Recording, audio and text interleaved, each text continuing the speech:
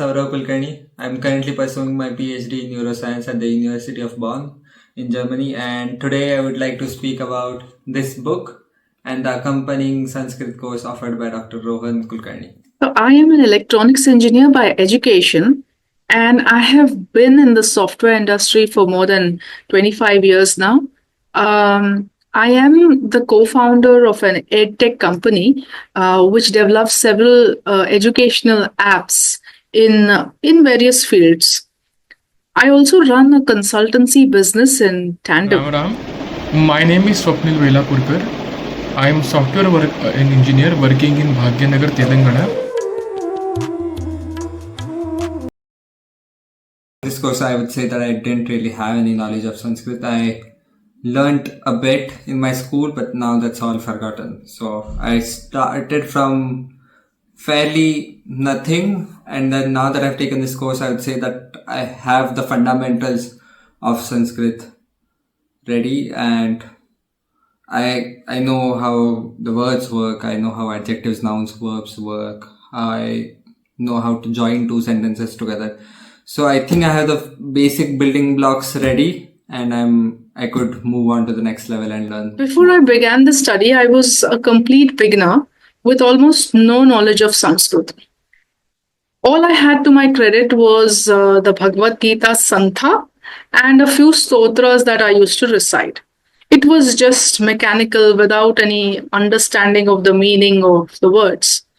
And I feel that I have gained some understanding of Sanskrit, but it is still half-baked. It will take much more effort and time for this understanding to ripen. I would like to point out an interesting subhashita in this context. Gachan pipiliko yati yojanani shatanyapi agachan vainateyopi padamekam na gacchati. So this means that an ant who moves constantly and gradually reaches 100 yojanas, but an eagle who is not willing to move will not even be able to take a single step forward. So, like the ant, I have taken a few steps forward. I know I have a long way to go. In terms of my understanding of Sanskrit, let me talk about one of my favorite stotras, which I have been chanting for a few years now. It's the Vishnu Sahasranam. I was able to identify several Visarga Sandhis in these stotras. So, for example, verse number 14, it is Sarvagaha Sarvavidbhanur Vishwakseno Janardanaha Vedo Vedavidavyango Vedango Vedavit Kavihi. So here, Sarvagaha, the Visarga is followed by a Sa. So it could have easily become Sarvagas Sarvavidbhan. But since this is an optional sandhi, the author chose to leave the Visarga as it is. Further, there is a Rev sandhi that has happened between Sarvavidbhanuhu and Vishwaksenaha. So it becomes Sarvavidbhanur Vishwakseno. Now, there again, in the Vishwakseno, there is a Ukara Visarga Sandhi and a Guna Sandhi that have happened. Now, again, in the Janardanaha, the Visarga is Avasani. So it remains, and it is not an optional one. In Vedavit, there is a Char Sandhi, where the of Vedavid has changed to Ta, since it is followed by a Ka, Kavihi. So the has changed to Ta, and this happens in a Char Sandhi. Another example is Araudra Kundali Chakri Vikram Yurjita Shasanaha Shabdatika Shabdasaha Shishira Sharvari Karaha. So here, Vikrami and Urjita Shasanaha, they become Vikrama Yurjita Shasanaha due to Yanasanti. So Vikrami and Urjita. So that combined with a ya coming in between, and it becomes a Yanasanti, resulting in Vikrama Yurjita Shasana. I have been studying under Rohan Acharya for more than around 4 years. I started with Prarambhika Varga, which is equivalent to Bhashankura, and subsequently I have studied Laghu Siddhanta for 2 years, and now currently I am studying Siddhanta Kaumudi under Raghunacharya. So about my scholastic background is that I have studied Sanskritam in my school. I had studied up to 12th standard, 8th, 9th, 10th to 12th, around 5 years, but it was very basic level. Mostly it focused on the Rama Shabda, Hari Shabda. It did not have any deep Vyakarana, Vyutpatti, etc. After starting the Rohan Acharya's course, Bhashankura course, the reason I have really liked it is because the foundations have become very strong. The focus is not on the application or how to speak or how to converse in Sanskritam. The focus is how to understand the Vyutpatti, how to understand the patterns in our Kalakya language, which will strengthen our foundation for Sanskritam learning. So this is why I have really liked the course. I have also taken some other courses in some other places, but the main focus of other courses is application, how to speak, and even for example Dhatu Prakriya, for example, some people directly jump into Dhatu Prakriya without really giving any background. So that is not this course. Here we take hours and hours on each topic. From complete basics, right from the alphabet, right from the word Bhasha itself. How did the word Sanskrit start becoming of common use and so on, and then takes you through each step of the way. How do individual varna become a word and so on, and does so in a completely grammatical, linguistic manner, and I really like that. Unlike other courses that you see advertised around the city or on mainstream channels, this course takes you through the fundamentals of Sanskrit. It teaches you the grammar. It takes you through the linguistic journey of how this language is formed, and it goes into the technical bits about the language much more than any other course would. Any other course would probably take you through talking in Sanskrit, constructing basic introductions in Sanskrit and so on. But this course justifies why that should not be the case for this particular language, and then teaches you the proper way of learning it.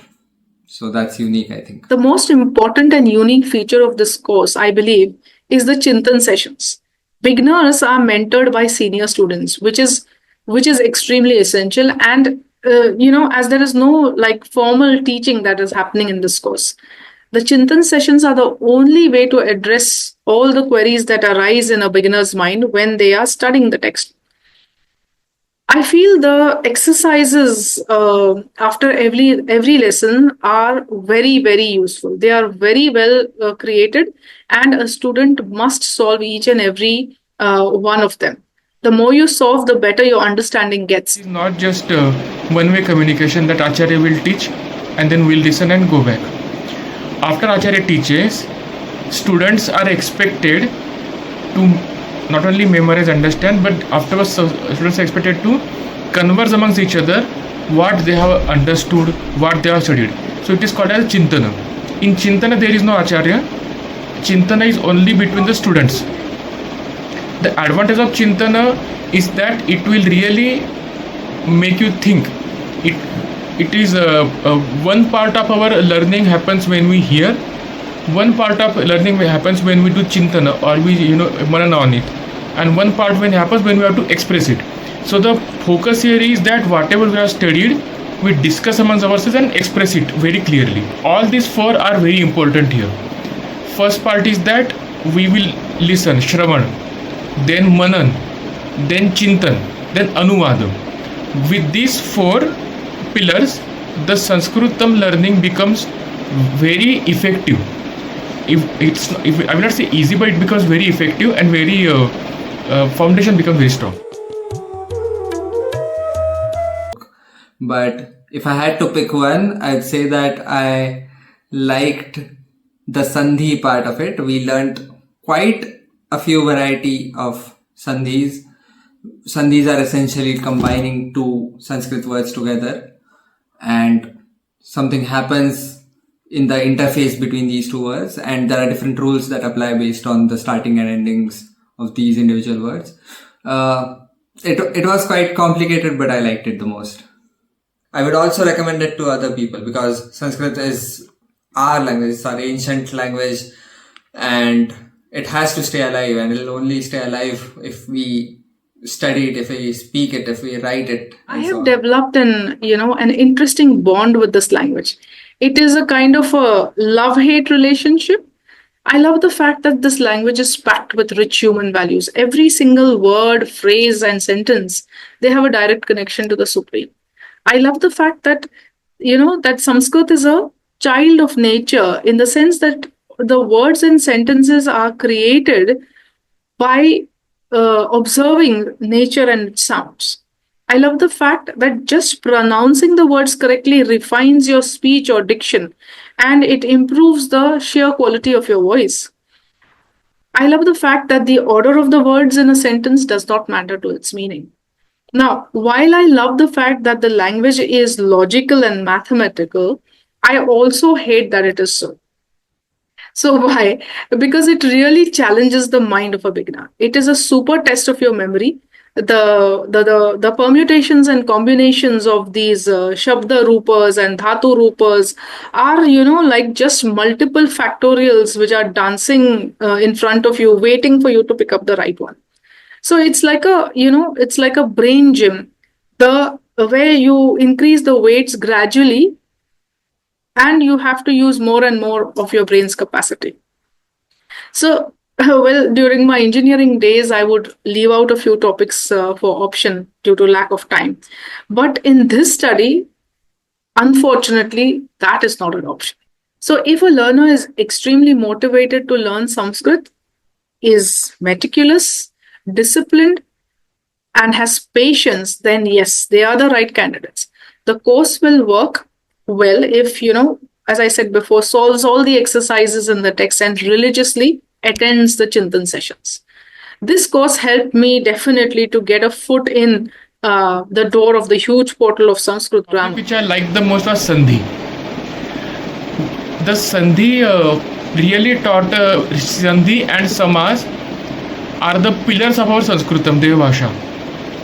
And after studying Sandhi, Guna Sandhi, Ayadi Sandhi, we come to know that your Bhagavad Nama, Ganesh, Suresh, they all are found with the Sandhi, and it gives immense joy. So whenever you hear next time Bhagavad Nama such as Ganesh, the thought comes to whether he's a Ish of a Gana, Suresh, he's Ish of a Sura. So that is a very satisfactory feeling that we understand a bit more about Bhagavad Nama. So that is sort of I really liked. I spend something around half an hour or something to 1 hour every day. I would love to spend even more because studying Sanskrit is kind of demanding and it needs that much time. But I think one can make do with 1 hour of study at least to get by. Once I'm done with this course, I'll definitely take the next levels. I have set aside 1 hour per day for self-study. So on Chintan days, then it becomes a 2-hour study for me. On Sunday, I try to put in 2 hours of study. So I would say almost about 9 to 10 hours a week I spend on Sanskrit grammar. So right now, I am completely maxed out on the time for learning Sanskrit grammar. I would like to utilize my available time for the study of Vedanta. In a day, I try to give something around 15 minutes to 30 minutes daily for studies. Sometimes it is not possible to give this much amount of time as well, but then I try to make it up in the subsequent study session.